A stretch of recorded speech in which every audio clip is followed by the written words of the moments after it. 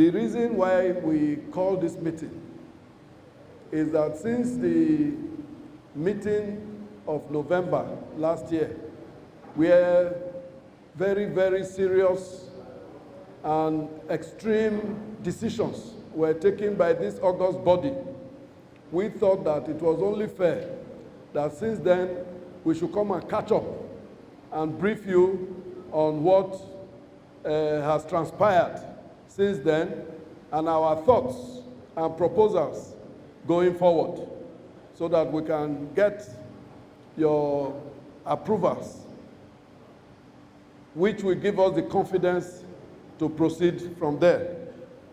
I do not have to emphasize more on this subject matter because we all know that this is an election year, and therefore it's not just an ordinary year. This year, what we plan is that every time the State Executive Committee wants to meet, we will expand to include our leaders and our officers, such that whatever decisions we take will be decisions that we will collectively be in a position to enforce and see through. Whatever strategies we adopt will be strategies into which all of us will have made an input. Because the truth is, if all of us are on the same page, then it means that we will all supervise ourselves and we will collectively execute our decisions. That way, our job will be a lot easier. Like I said in the last meeting, the powers that be in APC in Edo State are the people contained in this hall today. So whatever decisions you take, I do not see anybody outside of here who will derogate from it. That is the reason why we felt it is only wise that these decisions will now be taken by all of us together, our officers and their leaders, so that in the end, nobody will say he was not aware or that he was not carried along. That is our strategy, and I hope it will enjoy your support and approval. Since that time, we have made great efforts to look at areas of problems within the party with a view to effecting reconciliation. As you know, reconciliation is an ongoing process. It's not something that we can just cut and paste. Secondly, even while they are on, you will still find issues coming up, and of course, mechanisms have to be put in place to continue to try and reconcile. Saying this, I recall that we had a committee that was headed by none other than Honorable Theophilus Oko, and they did a very incisive work. We are still working on issues of implementing the recommendations they have made as far as reconciliation is concerned. This year, early this year, we set up a mobilization committee. The mobilization committee essentially was to ensure that we are able to identify people of very high political worth who have, by reason of what they perceive to be going on in the activities of government, have expressed their intentions or even their willingness to join us and join hands with the government of Godwin Obaseki to ensure that the good thoughts that he has, that the vision that he has, the work that he is doing, that we see it to fruition, particularly in the next tenure. At the moment, we have issues with some of our own, trying to distract at the best, or even constitute a nuisance at the worst, to distract government from what it's doing, make governance difficult, and so on and so forth, and even threaten to work against the party. These are all anti-party activities which all of us are very, very aware of.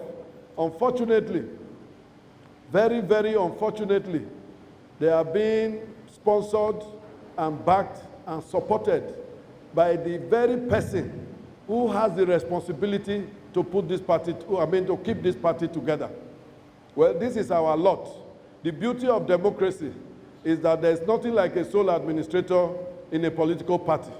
Everybody must play his role. And that is the reason why, even though you have elected us as officers of the party, we have thought it fit to invite you to join us to ensure that this party remains solid, this party remains mobilized. And in that wise, we set up a mobilization committee, and in a very short time, I can tell you, I don't want to make any comments, but I know that in a short time, they've done quite a lot of work. You can see from the volumes sit on these tables. These are all part of the report they have put together just between the 3rd and today, the 6th. I believe that is something worthy of note. I hope that at the end of this exercise, when we would have identified those who will add value, real value, not mischief makers, not mercenaries. These are people who are coming to add value to our processes and the fortunes of our party, to reestablish the victory that we have experienced in this last election. They will submit their reports. We are the ones to work with those reports. I believe that in the course of their work, they must have interacted with our leaders and officers from the ward level, through the local government, and even at the state level. The idea is we want to have that synchronized process where people will join the party as it is traditional at the grassroots level. They must learn to work with their people at the ward level. And therefore, by the time they come to the state, it will be celebration all the way. We are hoping that as after their work has been done, after we have received people across the wards and local governments, it will only be important that we come up and celebrate in a mega rally such as Edo State has never seen.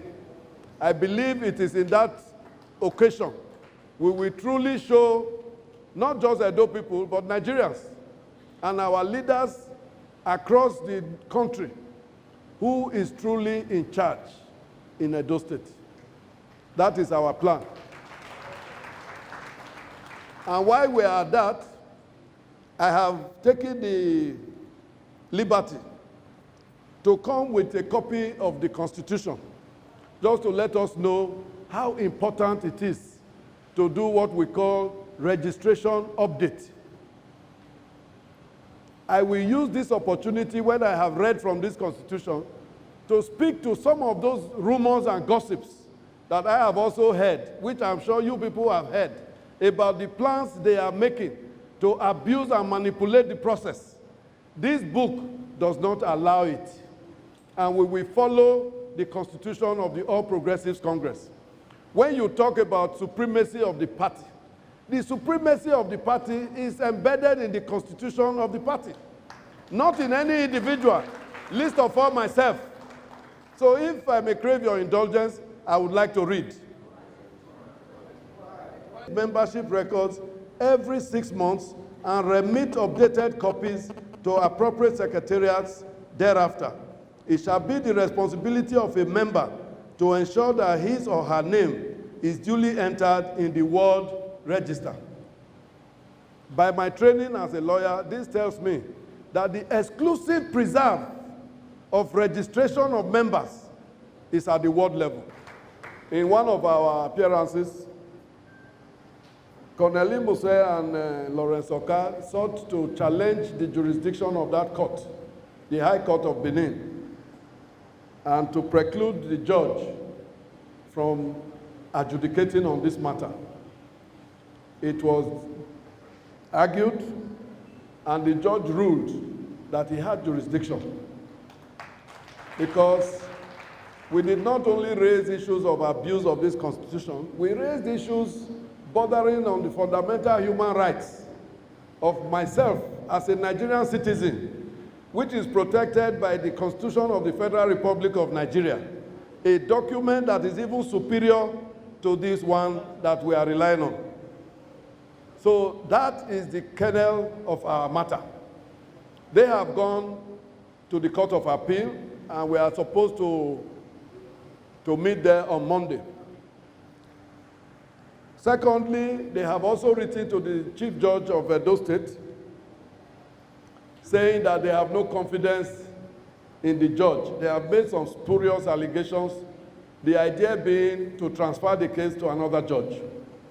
But you know that the ultimate intention is to buy time, to delay, and therefore to frustrate the due process or even the justice of the matter. I know that they will not succeed. I have every confidence that we will be victorious, but we will keep our eyes open, and like they say, we'll keep our eyes on the ball. There was a matter that was filed in Abuja.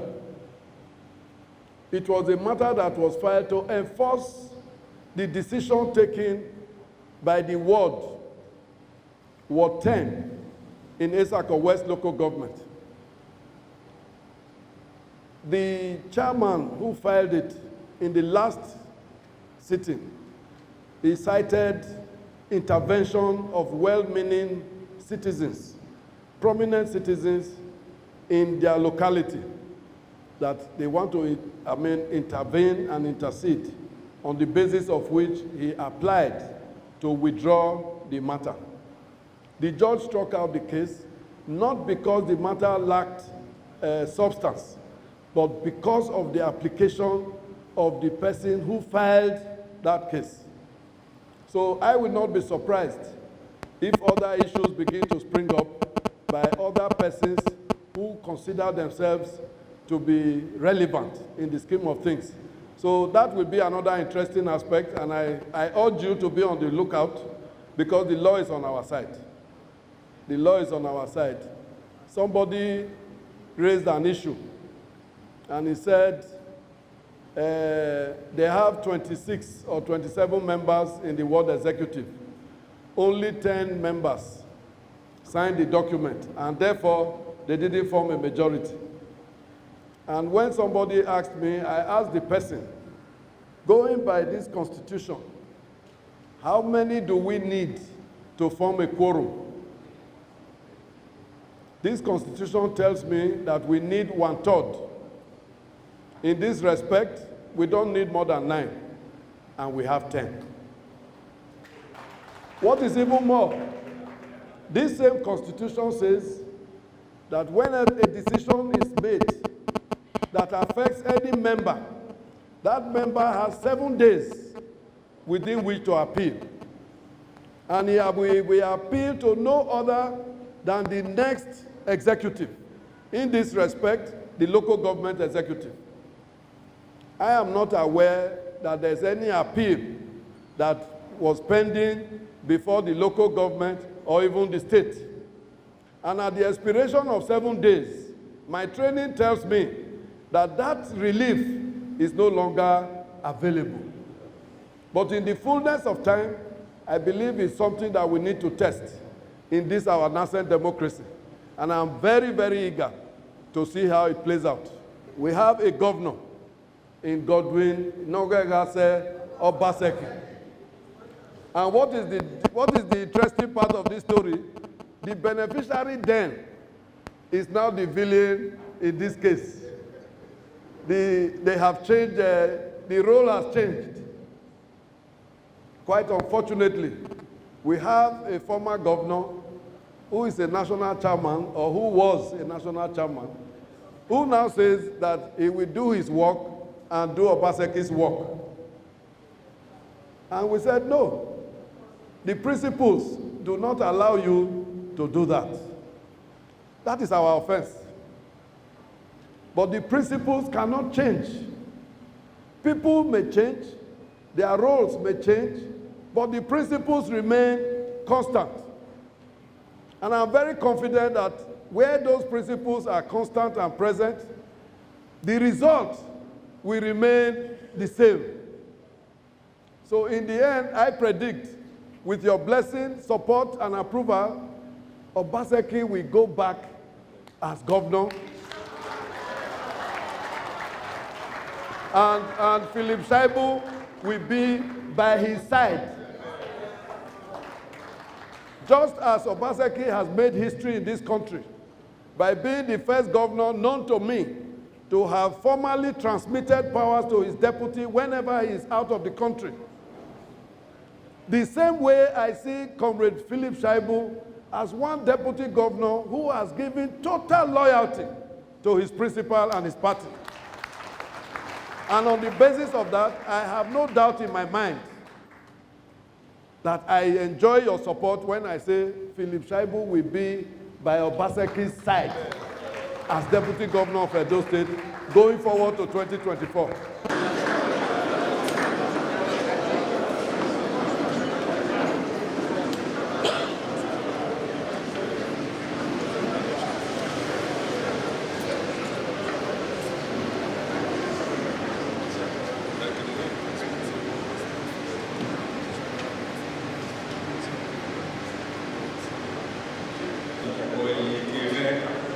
Looking at all of us seated here this afternoon, I am more reinforced because APC is one and intact in Edo State.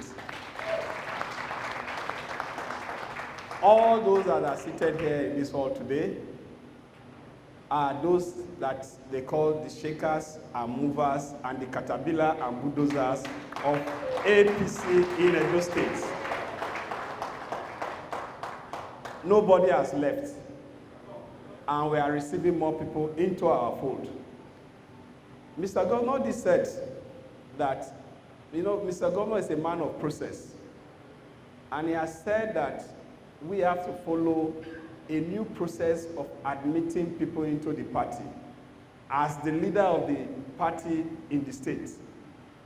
When I make this statement, people misunderstand my statement to say the governor cannot be presiding and officiating as a party. No, there's a difference between the leader of the party in the state and the chairman of the party in the state. The chairman runs the affairs of the party in the state, just like our chairman just now received a document from the committee he set up.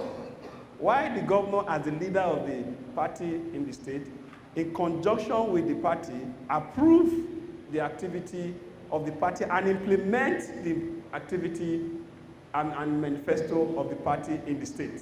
Is that not the definition? So when I make those statements, I am very clear, and our constitution is clear, just like the president is the leader of the party in the country. The leader of the party in Nigeria, the leader of APC in Nigeria, is the president of the Federal Republic of Nigeria. So it is clear. And for all of us, we are clear. We have not deviated from what the party stands for and what the tradition of the party has been in Edo State. We have not departed. It's very unfortunate that some persons are not able to keep to a vision that we all started. For us, that vision cannot die because Edo State must move from glory to glory. Edo State must move to the next level. And we have a pragmatic governor that is determined to actually move Edo State to the next level. They said the shoe was too big. 2 years after, the shoe became tight. We are looking for shoemakers to expand the shoe. Why? Because we are consistent with the vision we started in 2008. We have said that we want our party to be bigger. APC is the only party in Edo State. That is what we want to make it. Please, I need us, when we go back to our various wards and units, reassure our executive. They are going about threatening our executive that if they don't join them in illegal rallies, that they will remove their names from being executive of the party. Please tell them no man born of a woman can just single-handedly remove anybody's name from being an executive member of a party without due process. This process must start from the ward to local government to state. State will now send to the national party, National Executive Council is the one that we approve, not National Working Committee. National Working Committee will now present to NEC. NEC is the highest organ of APC. So that is the process. So all those people that have been threatened, please reassure them that nobody can remove their name as a member of the party or even as a member of executive officer of the party. So those threats are just like what distinguished senator will call Zimbabwe dollar. So I want to thank all of you. I'm so happy Mr. Governor has sent his greeting and to say we continue to thank you because each time we see you, we are more strengthened and emboldened to do those things that you want us to do.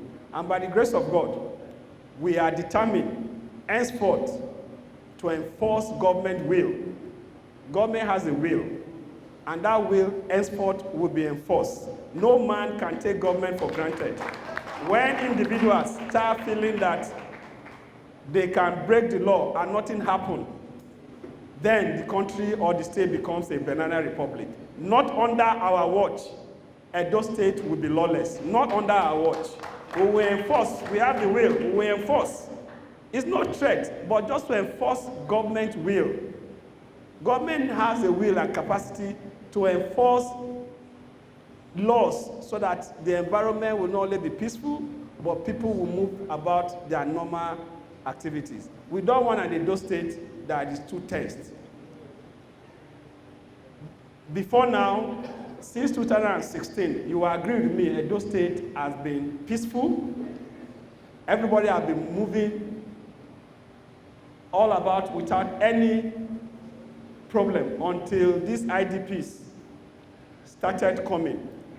But like I said, they are in purgatory. We will forgive their sins when God has accepted the prayers of saints for them. Another thing I want to let us know, some persons have asked the question, why is Philip supporting Godwin Obaseki? And some persons have continually, before now, say Philip will betray Obaseki. Philip was a stooge.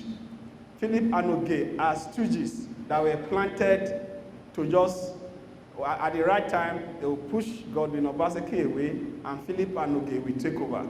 You know, we had all those stories. But today, those stories, are they true? And I want to continually say that one thing. I was born to fight oppression. From the womb of my mom, I was bound to fight oppression. And my activity, even when I was not having enough knowledge to record what I was doing, I was told by my mom that anywhere there's oppression, I was always going to buy fights. I will buy the fight on behalf of the person and fight on behalf of the person and win those battles. I've never lost any battle. Not because those battles are my battles. No, there's none of those battles that are my personal battles. You know how we fought in these states. You know how we almost lost our life in these states. As I speak to you, it took me 5 years to be able to kick football again. I have an artificial knee, not because of my personal aggrandizement or to sustain myself in politics, but because there was a vision, and that vision is to destroy those people that want to turn Edo State to personal estate at the detriment of the generality of Edo people. And the acronym that was used was No to Godfatherism. And no man is God. We stood our ground. We fought on the side of the people to say we were here to rescue Edo State. And we said when Edo State is rescued from these godfathers, then the next acronym, Let the People Lead, will now be reinforced and established. Did we not do that? What has changed today? What has changed simply is that this godfather was not given a name. There was a particular godfather that was the target. And for us, we said, no, a vision is a vision. Godwin Obaseki is doing well in Edo State because the resources are free for him to work. People are asking, where is he getting money from? The same strength, the same energy that we use to sustain Comrade Adams Aliyu Shomole then in power is the same strength and energy we are going to use to sustain and support Godwin Obaseki. Because the vision is same. Why are they rushing? Why are they breaking the law? Why are they refusing to come and seek approval? Why are they refusing to meet the chairman and meet the governor to tell them of their agenda? Why are they refusing? Why are they going through backyard to do rallies, to purportedly receiving people? Is that the tradition? Oyegu was a national chairman in this country. Did Oyegu come to Edo State to receive anybody? I need to be clear. Maybe some of us are not understanding what is happening. I like learning, and that is why I like asking questions. You are my leaders. Please, sir, I want to ask again. Oyegu was national chairman of our party. Oyegu, throughout as chairman of the party, national chairman, did he come to Edo State to say he's doing rallies or receiving people in Edo State? No. So I continue to ask, what has changed? We are not fighting. Some persons are telling me, Philip, is your father? Comrade Adams Aliyu remain my father. I remain his son. But you remember during 1979, wife and husband, one in GMPP, one in MPN, son and father in Kano, one PRP, one APN. That is where we are today. Not for any other thing, because the vision that my own father started is still alive, and Godwin Obaseki has kept it alive. And for me, I must defend the vision of my father, Comrade Adams Aliyu Shomole. And that is where I am. I am not in politics for my personal gain. I am in politics to make a difference. From student unionism, you know how I fought in this country. I fought Abacha. I fought even Obasanjo. I was detained along DIA when I led stance against Abacha. While people were doing youth earnestly asked for Abacha in Abuja, I was in Plateau Township Stadium and Yaba saying youth earnestly against Abacha, which landed me in Gusha prisons. Those records are there. We fought for the emancipation. We fought for democracy to strive. I was never in any vision or programs of Abacha or the military. We know those that were appointed in most of the vision that I had to mobilize people and say, these are visionless. We know those that were appointed by the military. So when I say I'm an authentic comrade, check my record. I was never part of any appointment by the military in any program. So if you say you are a comrade, we must check whether you are part of those comrades that fought for this democracy that we have now. You are one of them that fought on the side of the people to have this democracy. I will raise my hand and say, check our records, check Nigerian records. If whether Babangida or even Buhari as general or Abacha appointed me in any capacity and I serve in any capacity in the military. So, comrades, all of us were united that we need democracy. So, if any comrade was appointed, there is a reactionary comrade. So, if anybody will preside to discuss or preside over anything in democracy, it must be the authentic comrades that were on the side of the people. Those that refuse to take appointment from the military. Because you cannot be fighting military and also fighting for democracy. We have been deceived for a long time. Our mumu don't do. This is the time for freedom.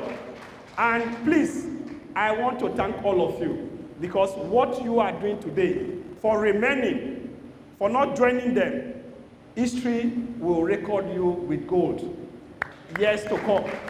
Then we ask, when some persons started a project and abandoned it, who were those that sustained that vision that led to the prosperity we are having? Now, your name will be recorded.